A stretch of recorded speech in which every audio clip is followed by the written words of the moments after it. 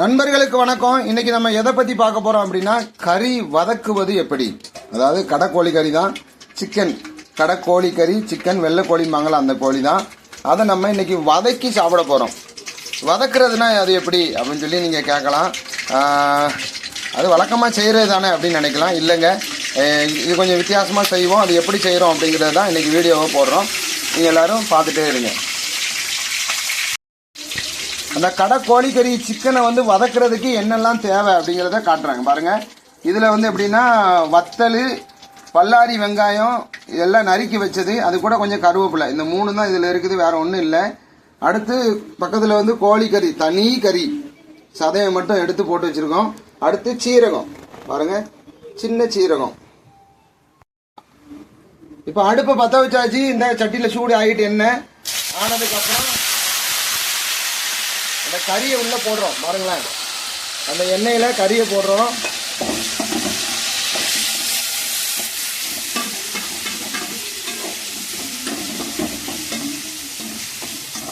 எண்ணெயில் கறியை போட்டிருக்கோம் பாருங்கள்.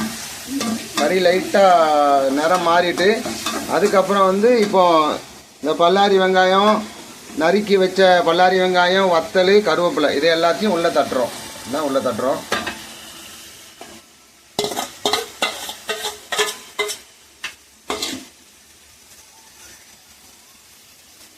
அதுக்கப்புறம் இந்த சீரகம், சின்ன சீரகம் போட்டோம்.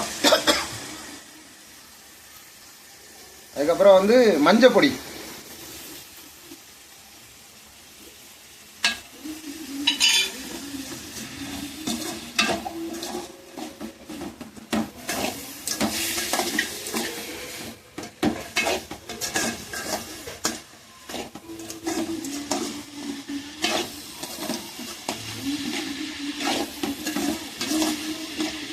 இது எல்லாம் நல்லா வதங்கணும், நல்லா வேகணும். ஒரு 1/4 மணி நேரமாவது நல்லா வேக வைக்கணும். இது பாருங்களேன், நல்லா வதக்கிட்டு இருக்கோம். இந்த பாருங்க நல்லா வெந்துக்கிட்டு இருக்கு. இப்போ வெந்துக்கிட்டு இருக்கு. நீங்கள் மஞ்சள் பொடி காணாது அப்படின்னா இன்னும் கொஞ்சம் தேவையான அளவு நீங்கள் சேர்த்துக்கிடலாம். சரியா? நீங்கள் கறியை வதக்கிட்டு இருக்கோம். அப்படியே பக்கத்தில் வாங்க.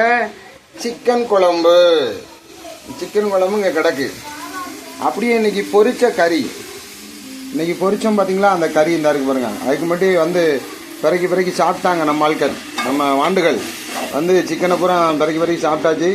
இவ்வளோதான் இருக்குது சிக்கனு. கொஞ்சம் தான் பொரித்தோம், ரொம்பலாம் பொரிக்க மாட்டோம், கொஞ்சமாக தான் பொரித்தோம்.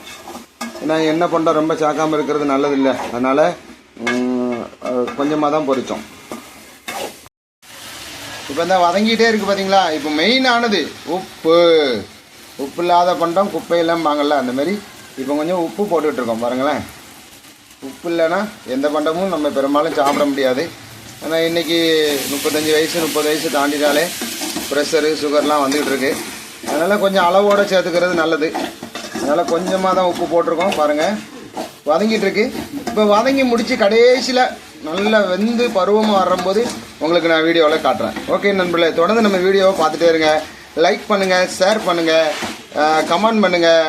நம்ம சேனலை சப்ஸ்கிரைப் பண்ண மறந்துடாதீங்க நண்பர்களே.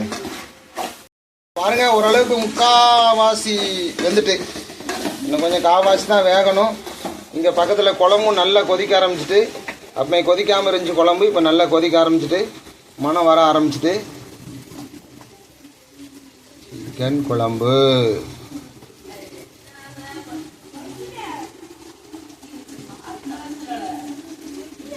உருளைக்கிழங்கு தான் நிறைய. ஏன்னா நம்ம வீட்டு வாண்டுகள் உருளைக்கிழங்கு அதிகமாக விரும்புவாங்க, அதனால் உருளைக்கிழங்கு அதிகமாக போட்டிருக்காங்க. மொத்தத்தில் 1 கிலோ கறி தான் எடுத்தோம் இன்னைக்கு.